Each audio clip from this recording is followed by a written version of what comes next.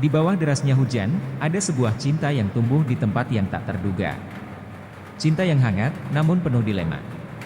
Ini adalah kisah tentang keberanian mencintai dan keikhlasan melepaskan. Apakah cinta sejati selalu berarti bersama? Mari kita mulai. Senja hampir habis ketika aku tiba di rumah besar itu. Temanku, Tio, mengundangku untuk membantu proyek kuliahnya. Rumahnya selalu memiliki suasana hangat, dikelilingi oleh taman yang rimbun. Saat aku mengetuk pintu, yang membukanya bukan Tio, melainkan seorang wanita dengan rambut hitam panjang yang tergerai indah. "Ah, kamu pasti Joko. Masuklah," katanya dengan senyum lembut. Aku hanya bisa mengangguk sambil membalas senyumnya. Wanita itu adalah ibunya Tio, Bu Gina. Aku pernah melihatnya sekilas di acara keluarga Tio, tapi hari ini, aku merasa seperti melihatnya untuk pertama kalinya. Wajahnya tampak lebih muda dari usianya, kulitnya bersinar, matanya penuh dengan kehangatan, namun tersirat juga rasa tegas. Tio ada di kamarnya, tapi dia sedang mandi. "Kamu bisa menunggu di ruang tamu," katanya sambil mempersilakanku duduk di sofa. Saat itu, aku merasa gugup meskipun tidak ada alasan yang jelas. Bu Gina menyuguhkan segelas teh, lalu duduk di kursi yang berhadapan denganku. "Jadi, kamu teman dekat Tio ya?" tanyanya. "Iya, Bu. Kami sering kerja kelompok bersama," jawabku. Percakapan kami berlanjut, dan aku semakin merasa nyaman. Bu Gina memiliki cara berbicara yang membuatku lupa waktu.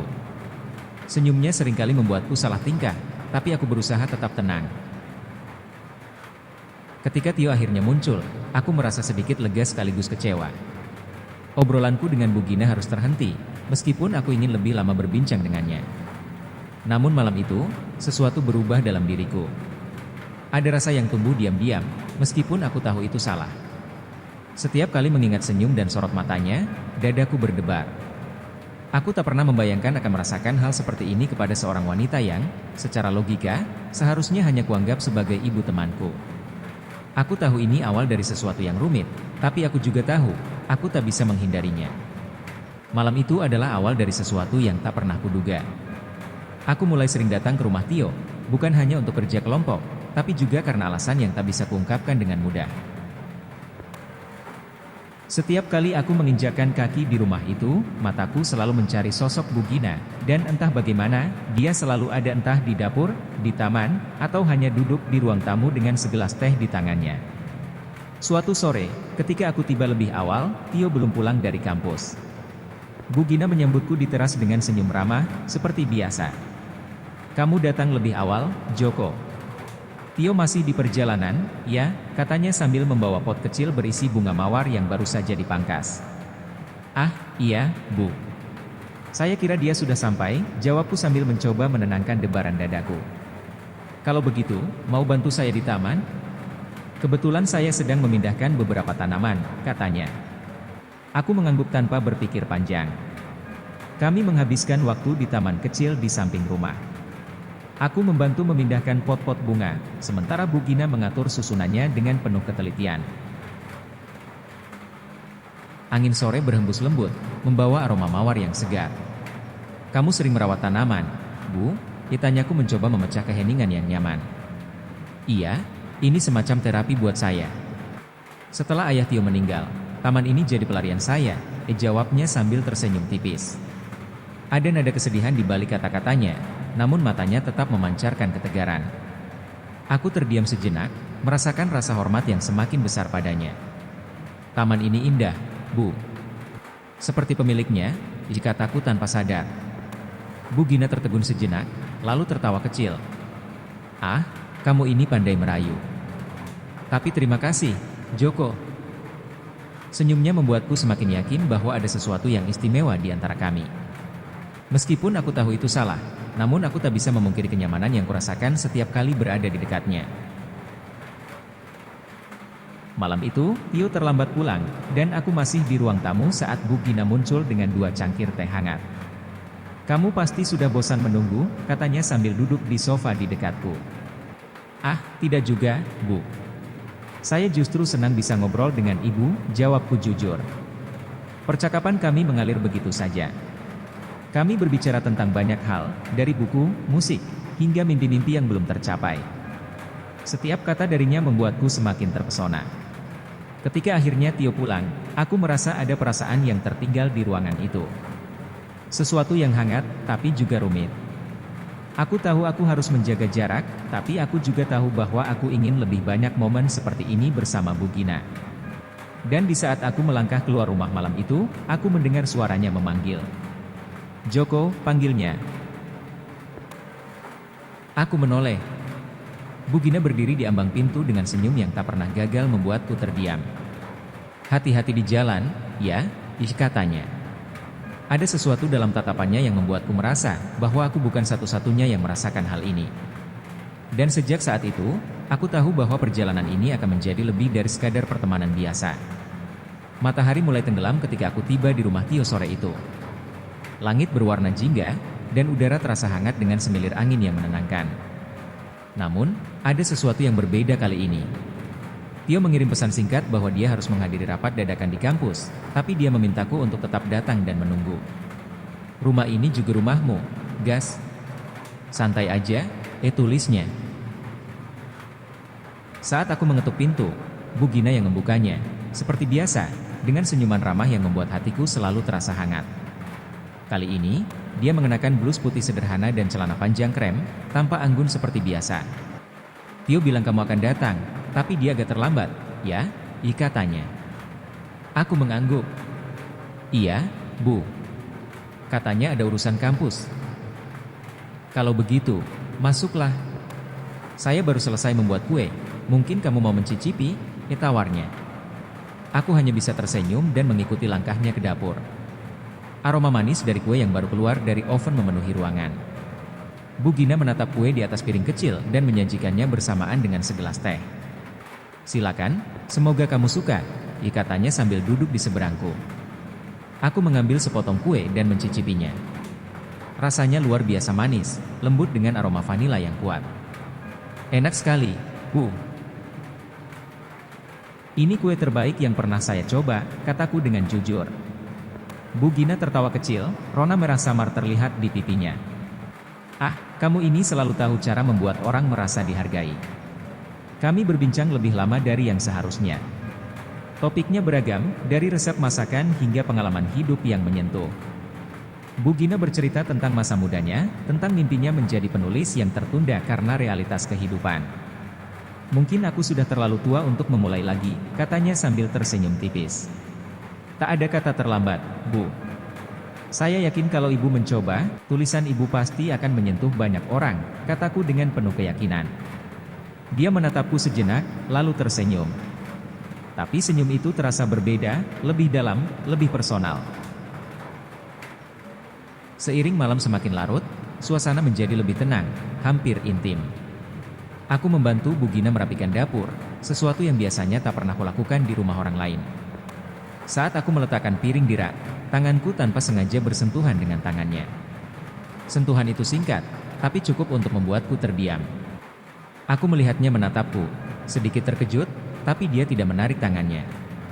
Sebaliknya, dia tetap di sana, membiarkan momen itu berlangsung lebih lama dari yang seharusnya. "Mbak Joko," suaranya pelan, hampir seperti bisikan.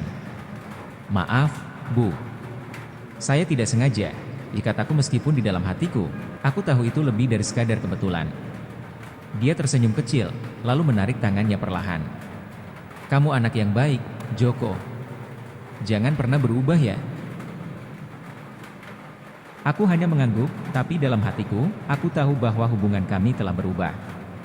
Ada sesuatu yang tak terucapkan di antara kami, sesuatu yang membuat setiap pertemuan terasa lebih hangat dan lebih bermakna. Malam itu, saat aku berpamitan, Bu Gina mengantarku sampai ke pintu. Angin malam menerpa wajahku, tapi yang kurasakan hanyalah kehangatan dari tatapannya. "Terima kasih sudah datang, Joko. Tio beruntung punya teman sepertimu," katanya dengan senyuman lembut. "Tidak, Bu. Saya yang beruntung bisa mengenal Ibu," jawabku tanpa bisa menyembunyikan ketulusan di suaraku. Dia tidak menjawab, hanya menatapku sejenak sebelum akhirnya menutup pintu perlahan. Aku berjalan pergi dengan perasaan yang tak bisa kugambarkan, antara bahagia, cemas, dan penuh harapan. Aku tahu bahwa ini baru permulaan dari sesuatu yang lebih dalam, sesuatu yang mungkin akan mengubah hidupku selamanya. Malam itu, hujan turun dengan deras, mengguyur kota dengan suara ritmis yang menenangkan. Aku duduk di meja belajar, mencoba menyelesaikan tugas yang menumpuk, tapi pikiranku terus melayang pada satu sosok. Setiap kali aku memejamkan mata, senyum Bugina dan tatapannya yang lembut selalu muncul, membuatku sulit berkonsentrasi. Di tengah lamunanku, ponselku berbunyi. Pesan masuk dari Tio. "Igas, maaf banget. Malam ini gue nginep di rumah teman. Lo bisa tolong ke rumah gue ya? Ibu lagi butuh bantuan mindahin beberapa barang di gudang." Aku terdiam sejenak, membaca ulang pesan itu. Rasanya, ada dorongan yang lebih besar dari sekadar membantu. Dengan cepat, aku mengambil jaket dan melangkah keluar, menyusuri jalanan yang basah oleh hujan. Ketika aku tiba di rumah Tio, Bugina sudah menungguku di depan pintu. Mengenakan sweater hangat dan celana panjang, rambutnya diikat sederhana, dan wajahnya tampak sedikit lelah, tapi tetap memancarkan kehangatan. "Joko, terima kasih sudah datang.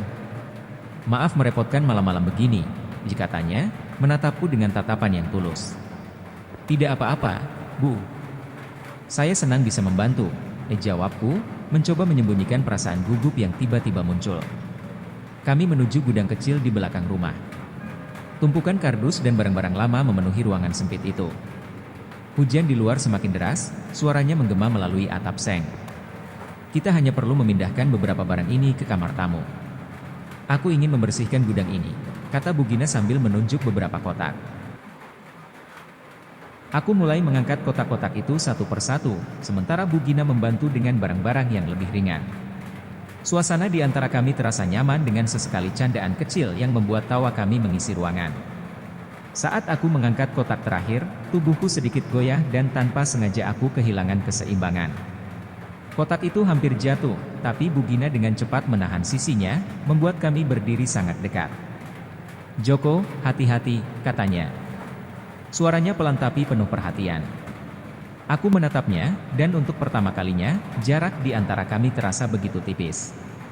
Aku bisa merasakan kehangatan tubuhnya, aroma lembut parfumnya yang khas. Tatapan mata kami bertemu, dan waktu seolah berhenti. "Maaf Bu, tidak sengaja," kataku, tetapi aku tidak bergerak. Dia tidak menjawab, hanya menatapku dengan ekspresi yang sulit diartikan. Matanya menyiratkan keraguan, tetapi juga sesuatu yang lain, sesuatu yang lebih dalam, lebih personal. Tangan kami masih bersentuhan di sisi kotak itu, dan detik berikutnya dia menarik tangannya perlahan. Namun sebelum dia sempat melangkah mundur, aku memberanikan diri berbicara. "Bugina," kataku, tapi aku berhenti, tidak tahu bagaimana melanjutkan kalimatku. Dia menghela napas pelan, lalu tersenyum samar. "Joko, kamu anak yang baik, tapi hubungan ini terlalu rumit," katanya. Aku terdiam, merasakan perasaan hangat sekaligus berat di dadaku. "Saya tahu, Bu, tapi saya tidak bisa mengabaikan perasaan ini," jawabku, menatapnya dalam diam. Sebelum akhirnya dia mengulurkan tangan dan menyentuh pipiku dengan lembut. Sentuhan itu mengejutkanku, tapi juga membuatku merasa tenang. "Joko, kadang dalam hidup kita harus memilih apa yang benar, bukan apa yang kita inginkan," katanya dengan suara bergetar halus. Namun sebelum aku sempat menjawab, lampu gudang tiba-tiba mati. Ruangan menjadi gelap gulita, hanya ditemani suara hujan yang mengguyur di luar. "Ah, sepertinya listrik padam," katanya sambil mencoba mencari ponselnya untuk menyalakan senter. Aku mengeluarkan ponselku lebih dulu dan menyalakan lampunya. Cahayanya menerangi wajah Bugina, yang kini tampak lebih tenang meskipun masih ada ketegangan di matanya. "Kita keluar saja." "Terima kasih sudah membantu, Joko," katanya akhirnya, berjalan menuju pintu gudang. Tapi saat kami keluar, aku merasa ada sesuatu yang berubah. Bukan hanya tentang perasaanku, tapi juga tentang hubungan kami. Ada batas yang tetap kami hormati, tapi juga ada kehangatan yang sulit diabaikan. Malam itu ketika aku pulang, aku tahu bahwa apapun yang terjadi, Bugina akan selalu menjadi seseorang yang istimewa bagiku. Beberapa hari kemudian, hujan masih turun ketika aku tiba di rumah Bugina. Tio sedang berada di luar kota untuk seminar kampus, dan aku diminta untuk membantu memeriksa saluran air yang tersumbat di taman belakang rumah. Awalnya aku berpikir ini hanya alasan sederhana, tapi ada sesuatu di hatiku yang berkata bahwa pertemuan ini lebih dari sekadar urusan teknis. Aku mengetuk pintu, dan Bugina membukanya. Wajahnya tampak tenang, namun sorot matanya menyiratkan kehangatan yang sudah familiar bagiku. Dia mengenakan sweater abu-abu yang terlihat nyaman, rambutnya dibiarkan tergerai. "Terima kasih sudah datang lagi, Joko," katanya, tersenyum lembut. "Saya senang bisa membantu, Bu," jawabku, mencoba menyembunyikan debaran di dadaku. Kami menuju taman belakang, di mana hujan rintik-rintik masih membasahi daun dan tanah. Aku memeriksa saluran air yang tersumbat, sementara Bugina berdiri di sampingku, memegang payung kecil untuk melindungiku dari hujan. "Apakah ibu tidak masuk saja? Nanti kedinginan," kataku sambil menatapnya. Dia menggeleng. "Tidak apa-apa. Aku ingin menemanimu," jawabnya. Aku tidak bisa menahan senyum. Hanya dengan kehadirannya, semua yang kulakukan terasa lebih ringan. Setelah beberapa menit, masalah saluran air selesai, dan kami memutuskan untuk duduk sejenak di teras. Hujan terus turun, menciptakan simfoni yang menenangkan. Aku duduk di salah satu kursi, sementara Bugina duduk di kursi di sebelahku. Dia membawa 2 cangkir teh hangat dan menyodorkan salah satunya padaku. "Terima kasih, Bu," kataku sambil mengambil cangkir itu. Dia hanya tersenyum, lalu menatap hujan yang turun di depan kami. Suasana begitu tenang, hampir intim. Aku ingin mengatakan sesuatu, tapi lidahku terasa keluh. "Joko, hai," katanya akhirnya memecah keheningan. "Kamu anak yang luar biasa. Aku selalu merasa nyaman saat kamu ada di sini." Kata-katanya membuat dadaku bergetar. Aku menoleh padanya, melihat wajahnya yang diterangi oleh cahaya lampu teras. "Ibu juga selalu membuat saya merasa tenang, Bu," jawabku jujur. Dia menghela napas pelan, lalu menatapku dengan sorot mata yang penuh emosi. Kadang hidup membawa kita pada situasi yang tidak pernah kita duga, seperti sekarang. Hubungan kita ini. Aku tidak menjawab, hanya membiarkan kata-katanya mengalir. Aku tahu apa yang dia maksud. Hubungan ini memang tidak biasa, penuh dengan dilema, tapi juga penuh dengan kehangatan yang sulit diabaikan. "Ibu, saya tahu ini salah, tapi saya tidak bisa mengabaikan perasaan ini. Setiap kali saya di sini, bersama ibu, saya merasa utuh," kataku akhirnya, mengungkapkan apa yang selama ini kupendam. Dia menatapku lama sebelum akhirnya berkata dengan suara pelan, "Joko, aku juga merasa ada sesuatu di antara kita, tapi kita harus berhati-hati." Saat itu hujan turun lebih deras, seolah menyembunyikan perasaan yang membanjiri kami berdua. Tiba-tiba, Bugina mengulurkan tangannya, menyentuh tanganku dengan lembut. Sentuhan itu sederhana, tapi penuh dengan makna. "Aku hanya ingin kamu tahu, aku menghargai kejujuranmu, dan aku juga merasakan hal yang sama," katanya dengan suara yang bergetar. Aku terdiam, merasakan kehangatan dari tangannya yang menyentuh tanganku. Dunia seolah berhenti berputar, hanya ada kami berdua di bawah suara hujan yang menenangkan. Malam itu, aku tahu bahwa hubungan ini tidak akan mudah, tapi aku juga tahu bahwa aku tidak ingin menyerah. Di bawah hujan, di antara emosi yang tak terucapkan, kami menemukan kenyamanan dalam kehadiran satu sama lain. Tio sedang di luar kota, dan dia ingin berbicara denganku. Meski aku tak tahu apa yang akan terjadi, aku bisa merasakan sesuatu yang penting menunggu. Ketika aku tiba, dia sudah menungguku di ruang tamu. Bugina mengenakan gaun sederhana berwarna biru tua yang membuatnya terlihat anggun. Senyumnya tetap ada, tapi matanya menyiratkan kelelahan yang sulit dijelaskan. "Joko, duduklah," katanya dengan suara pelan. Aku menurut, duduk di sofa di depannya. Hujan yang turun di luar jendela menjadi satu-satunya suara di ruangan itu. "Ada yang ingin saya bicarakan dengan kamu, Joko," katanya, menatapku dengan mata yang penuh emosi. Aku mengangguk, mencoba menenangkan debaran di dadaku. "Joko, apa yang kita rasakan ini nyata, dan aku tidak pernah meragukan ketulusanmu, tapi..." Dia berhenti sejenak, menghela napas panjang.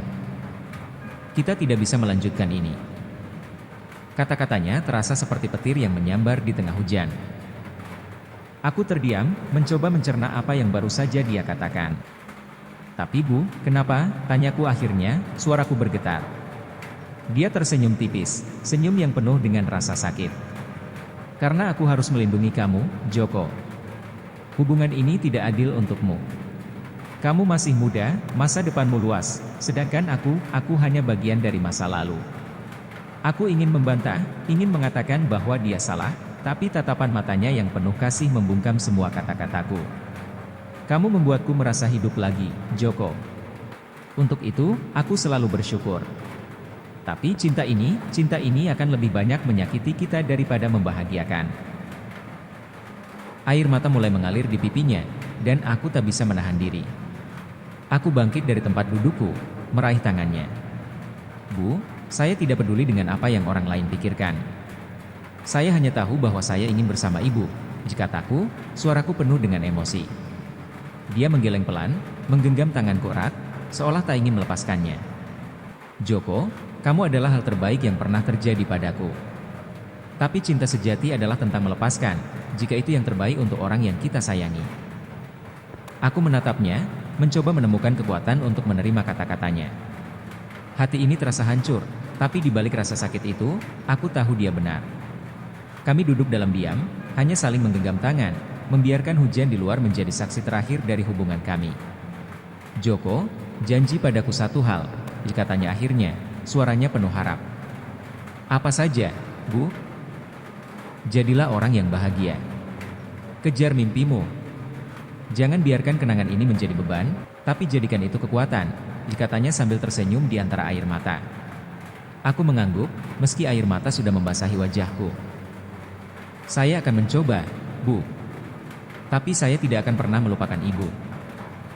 Dia mengangguk pelan, dan untuk terakhir kalinya, dia menarikku ke dalam pelukannya. Pelukan itu hangat, penuh cinta, tapi juga menyakitkan. Aku ingin waktu berhenti di saat itu, tapi aku tahu kami harus melangkah maju. Ketika aku melangkah keluar dari rumah itu, hujan masih turun. Tapi kali ini, aku merasa hujan itu membersihkan semua rasa sakit yang ada di dadaku, memberi ruang untuk kenangan yang indah. Meski jalan kami harus berpisah, aku tahu bahwa cinta ini tidak akan pernah benar-benar hilang. Itu akan selalu menjadi bagian dari diriku, seperti hujan yang selalu mengingatkan pada malam-malam penuh kehangatan bersamanya. Dan aku akan terus berjalan, membawa cintanya sebagai kekuatan untuk menghadapi apapun yang ada di depan.